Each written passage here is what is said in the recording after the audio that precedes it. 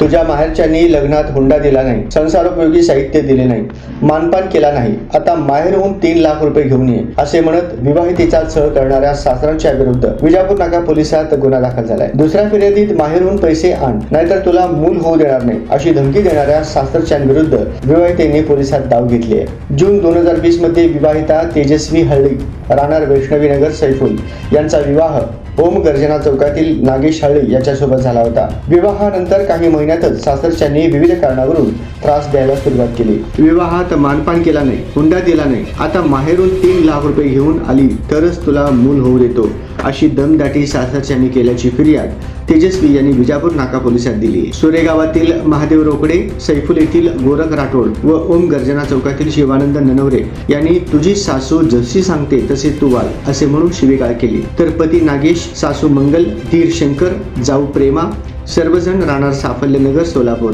यांनी छळ केल्याचेही फिर्यादीत नमूद आहे। त्यावरून त्या सर्वांवर गुन्हा दाखल झाला असून पोलीस हवालदार घुगे तपास करत आहेत।